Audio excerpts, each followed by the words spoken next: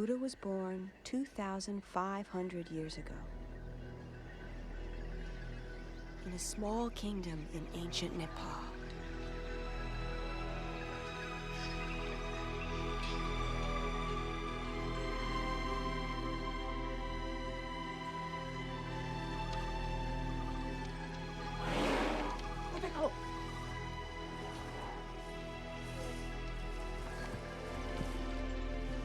As was the custom in those days, his mother, Queen Maya, was returning to her parents' home for the birth of her child. It was a long journey for the queen to make, so on the way, the royal caravan stopped for a rest by the edge of a great forest.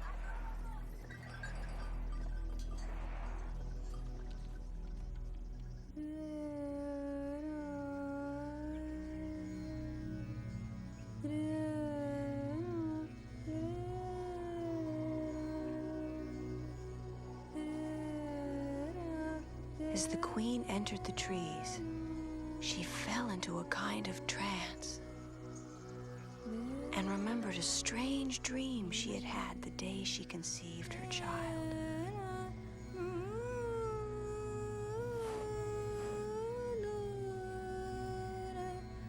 In the dream, a baby elephant had appeared at her side and blessed her with its trunk.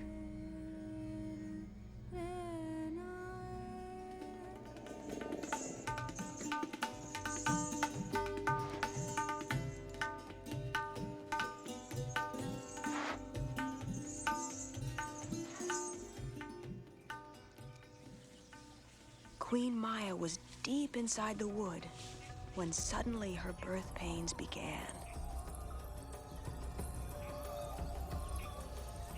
And then, it is said, a tree, understanding this great moment, bent slowly down to protect her, offering its branches for her support.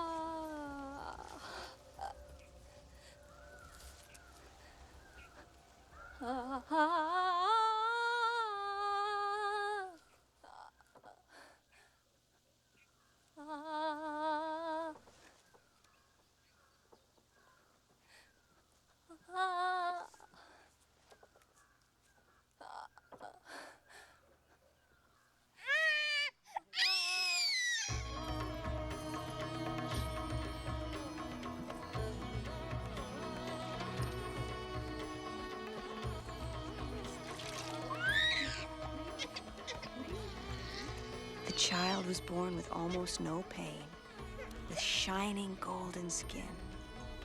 He was fully conscious, his eyes wide open, and he was strong enough to stand on his own legs.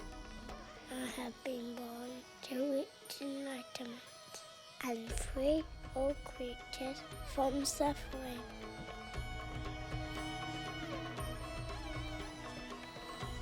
And it is said, lotus blossoms grew in his footsteps.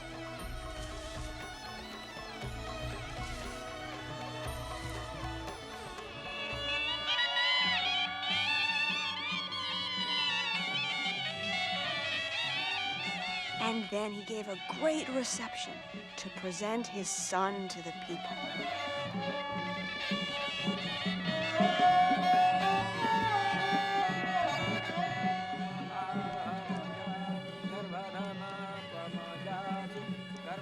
Suddenly, in the midst of the ceremony, and to everyone's surprise, an unexpected guest arrived. He was the revered hermit and astrologer, Siddhārtha, whom nobody had seen for years.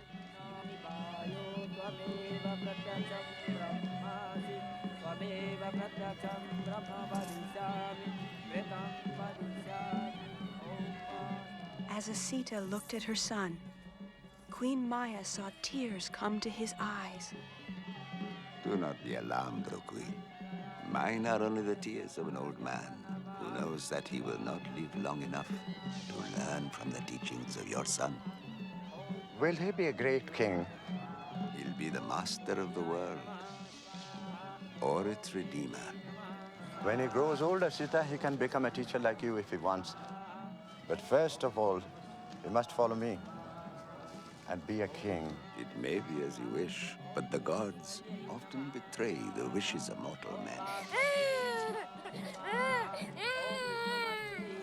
He will be a king. Pajama, buon caro!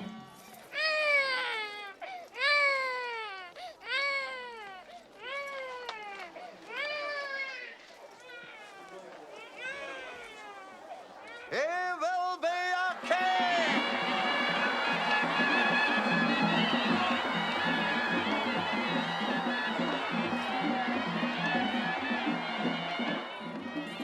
Queen Maya was filled with a strange foreboding, as if she knew that she too would not live to see her son's destiny fulfilled. Will be a great king! A week later, she died of a terrible illness that no doctor could cure. And he married the beautiful princess Yashoda. He became a great horseman, a great archer, and he often played with his friends the ancient game called kabaddi. You mean all he was doing was having a great time? Yes.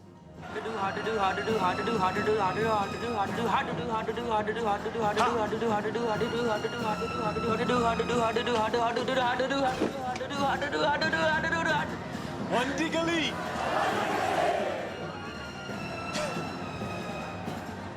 Siddhārtha! Diggly, one diggly, one diggly, one diggly, one diggly, one diggly, one diggly, one diggly, one diggly, one diggly, one diggly!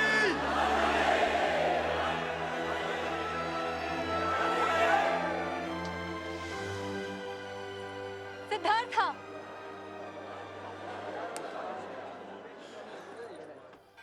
The king had given Siddhārtha 3 palaces, one for winter, one for the rainy season, and one for summer. In this way, he hoped to shield his son from all knowledge of pain or worry. But then, one day, Siddhārtha heard a mysterious song of haunting beauty.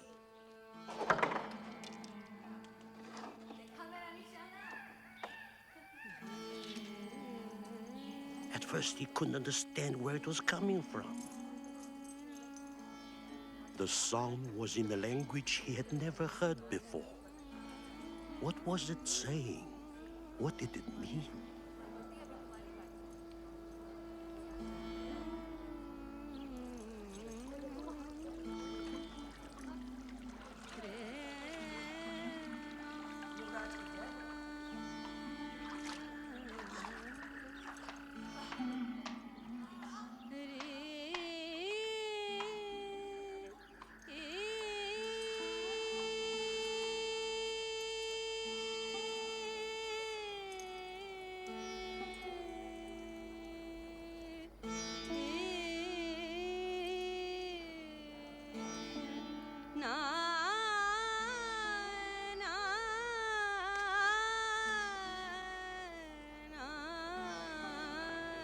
What is this song?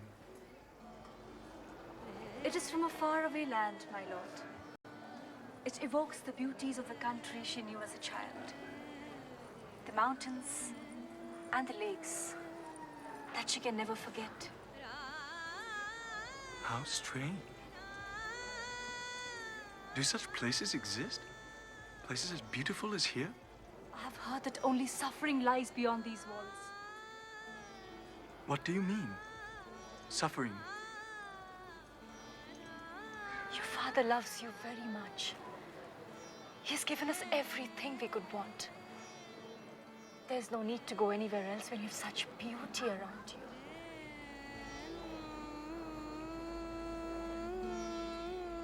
It is true. We have everything, and everything is perfect. So, what is this feeling I have? If the world is so beautiful, why have I never seen it? I've not even seen my own city. I must see the world, Yashodhara, with my own eyes.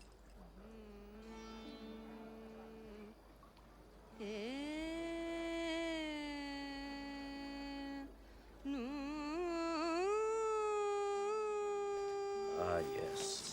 He wanted to see the world. Secretly, however, his father prepared everything in advance, so that nothing Siddhārtha might see in the city would upset or disturb him. Everyone should be young and healthy.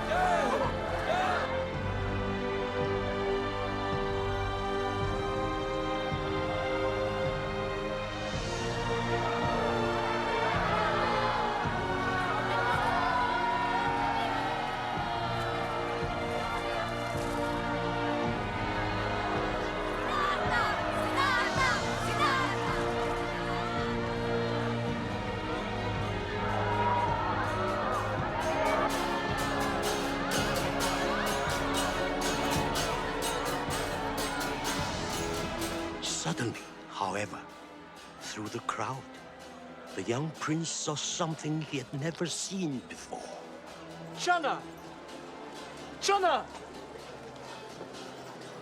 Who are those men? Tell me, who are those men? They are men like the rest of us, my lord, who once sucked milk from their mother's breast. But why do they look like that? They are old, my lord. What do you mean, old? Old age destroys memory, beauty, and strength. In the end, it happens to us all, my lord. To everyone? To you and to me?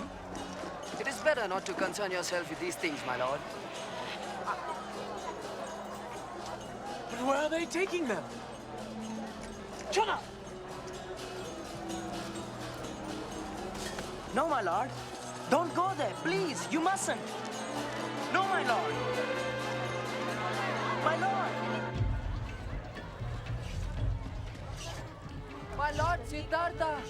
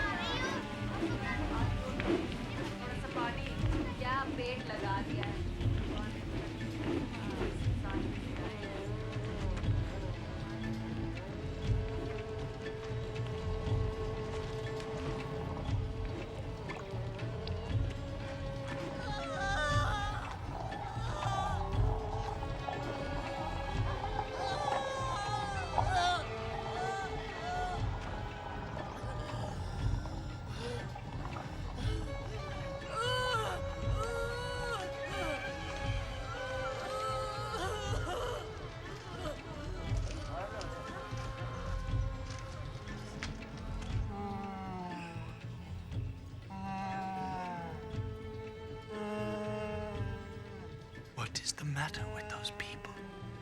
Why is she crying like that? She is in pain, my lord. She is very sick. Sick? What is that? No one reaches the moment of death without falling sick at least once. Even kings?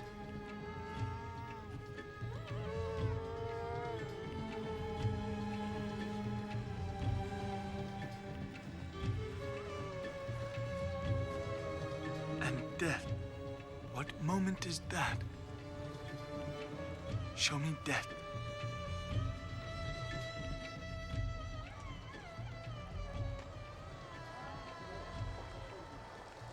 This is death, my lord.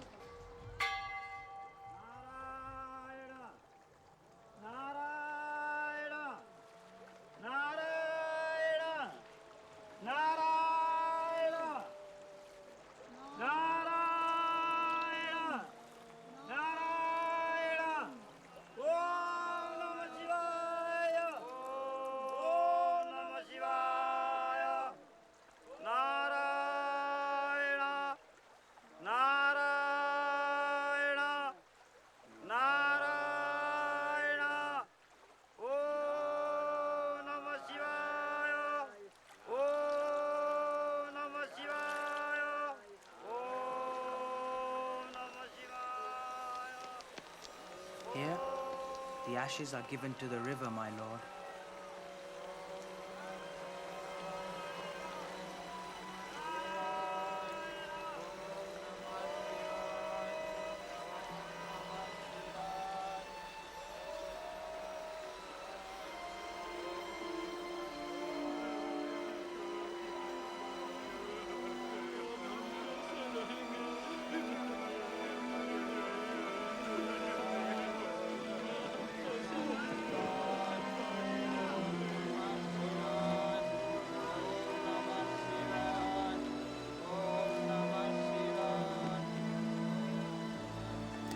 Death is the moment of separation, which comes to every person in every family. When a body grows cold and stiff like wood, it has to be burnt like wood.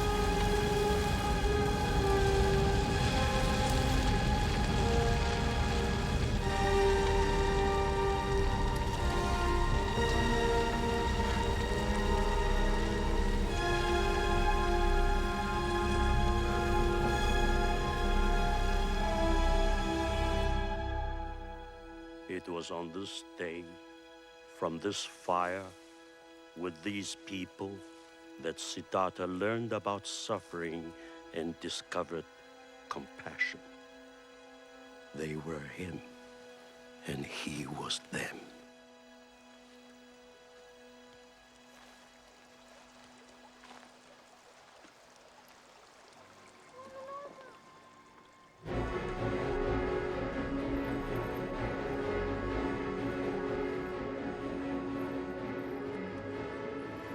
Oh, my father, why have you hidden the truth from me so long? Why have you lied to me about the existence of suffering, sickness, poverty, old age, and death? If I've lied to you, Siddhārtha, it has been because I love you. Your love has become a prison. How can I live here as I lived before, when so many are suffering outside? You never wanted to go outside. Father, I must find an answer to suffering. Even if you betray me, Siddhārtha, have you no pity for the wife you leave and for your own son? My child is born? born this very evening. Think of them, Siddhārtha. You too are a father. You too have a duty. You cannot live now. Even my love for Yashodhara and my son cannot remove the pain I feel. For I know that they too will have to suffer, grow old, and die. Like you, like me, like us all.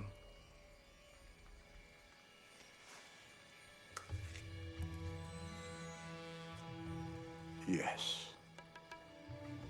We must all die and be reborn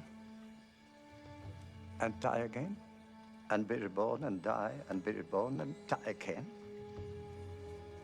No man can ever escape that curse.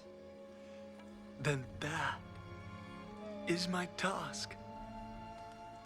I will lift that curse.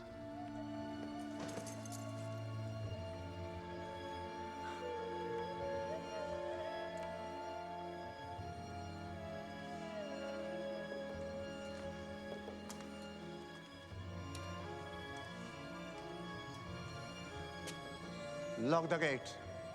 Double the guard. If the prince tries to escape, he must be stopped by force.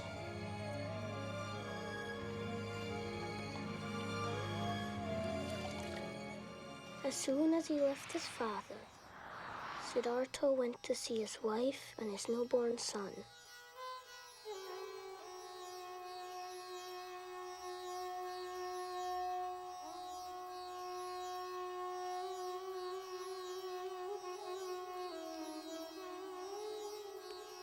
This would be the hardest goodbye.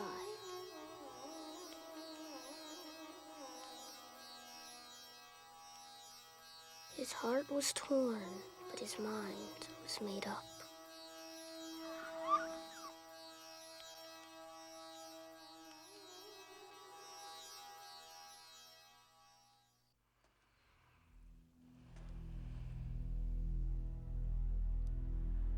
Channa. Channa.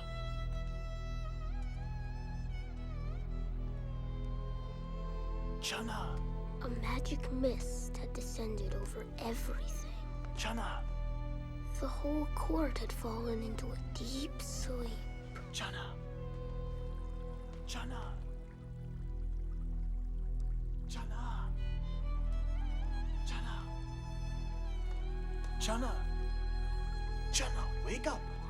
Get Kantika. Get Kantika. Mind no one sees you and meet me at the old gate. Go now. Yes, my lord.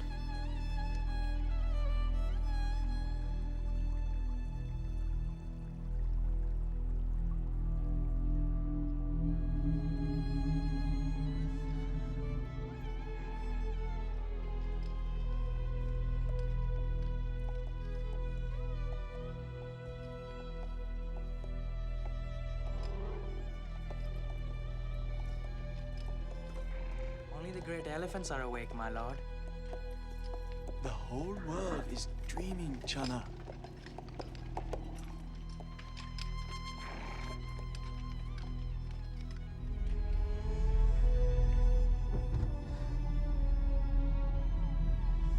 But for Siddhārtha, the dream was ending. His long journey of awakening had begun.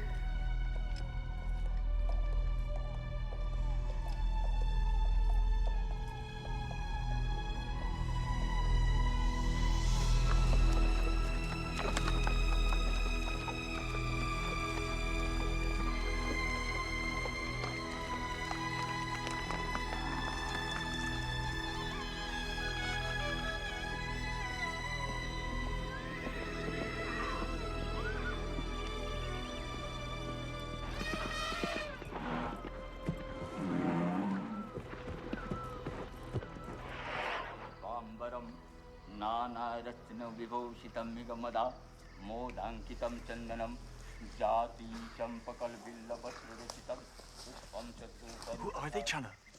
Are they robbers? No, my lord. They're ascetics. Ascetics?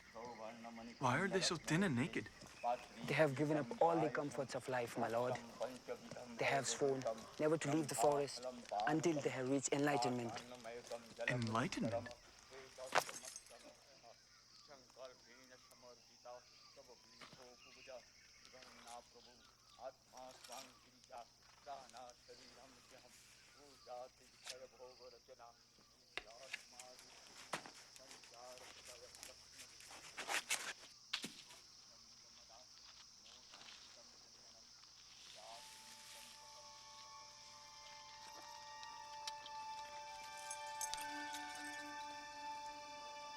These are for you.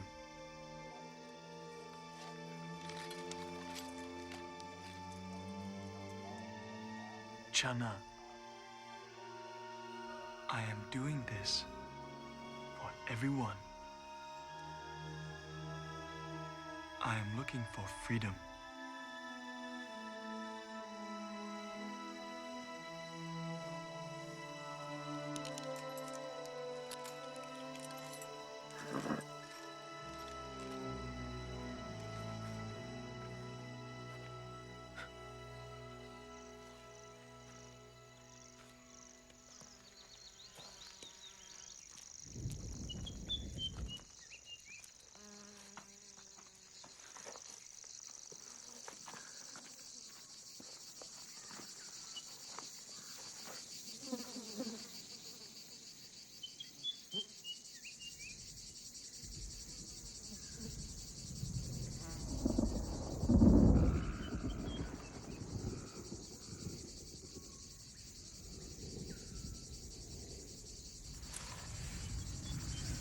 देखो सब आ रहे हैं लेकिन अब सब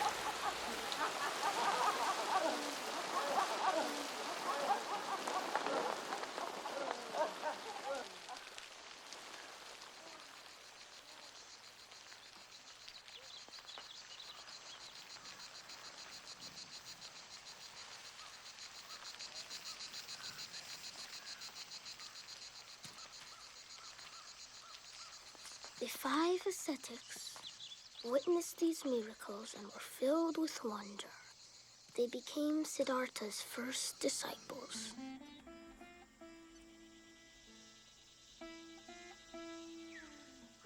For 6 years, Siddhārtha and his followers lived in silence and never left the forest.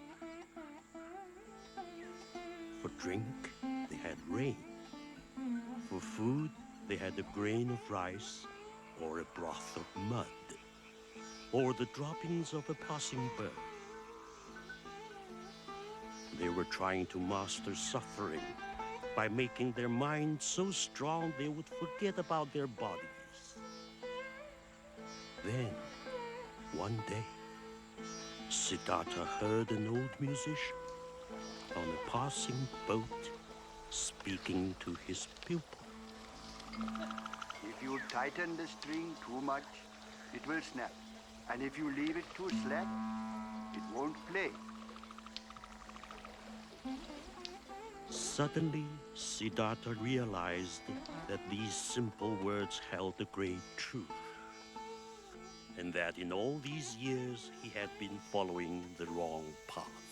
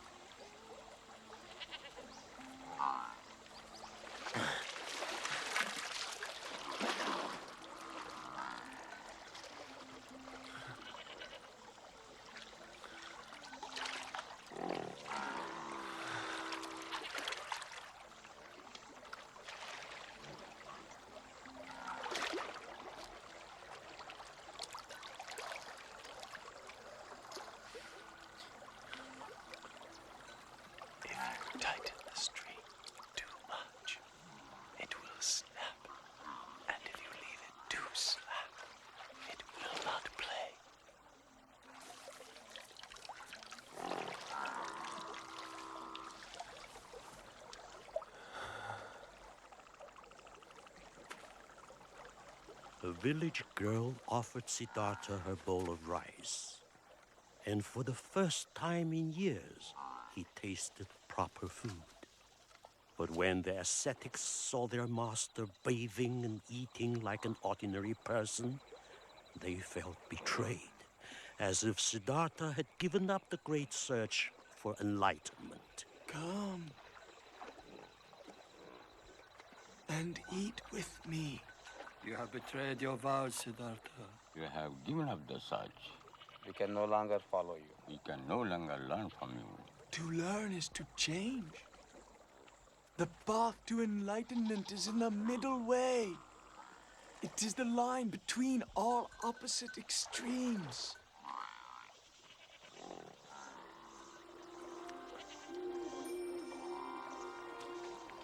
If I can reach enlightenment, may this board float upstream.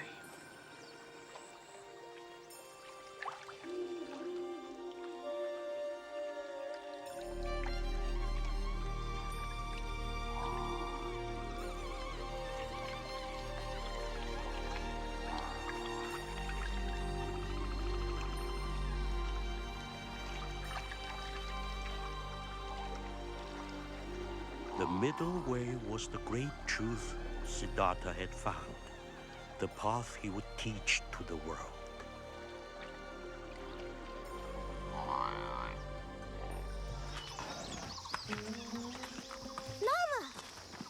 Lama, is it true?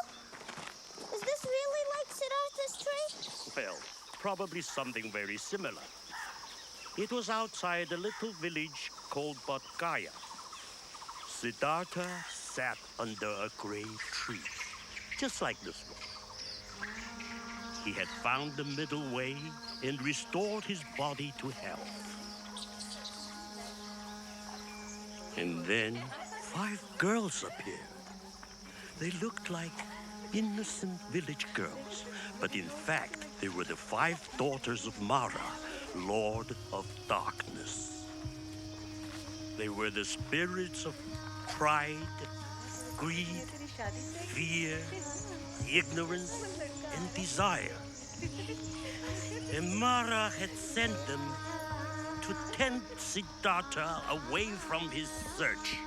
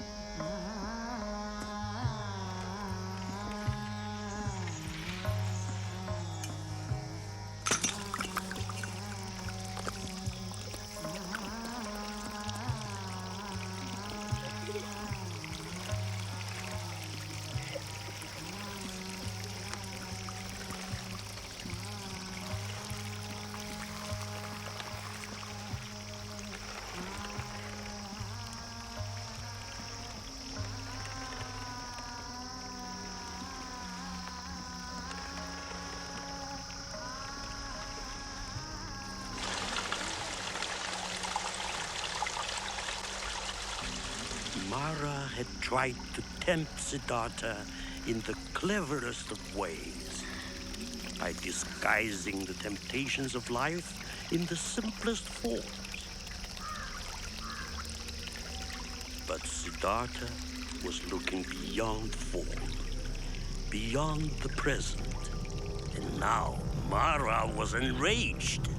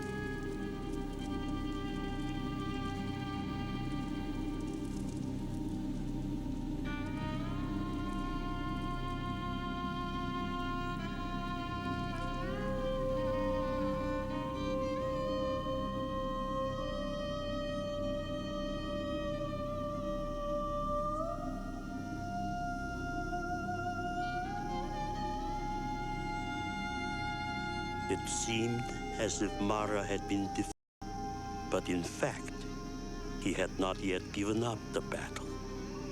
Now he attacked again.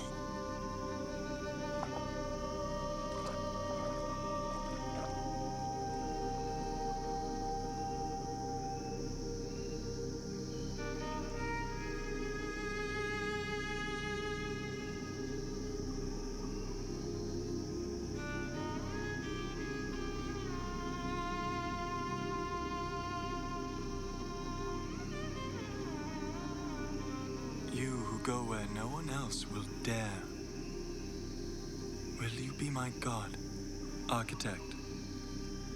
Finally, I have met you. You will not rebuild your house again, but I am your house, and you live in me. O Lord of my own ego, you are pure illusion. You do not exist.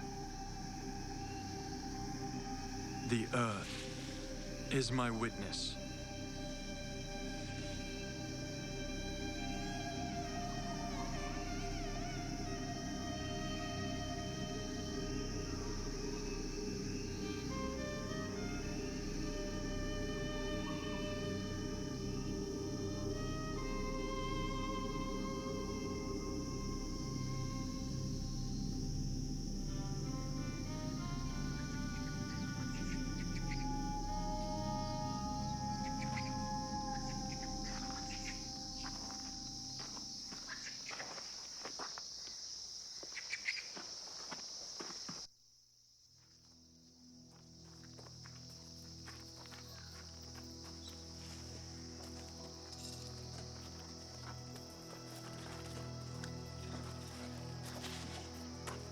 Siddhārtha won the battle against an army of demons just through the force of his love and the great compassion he had found.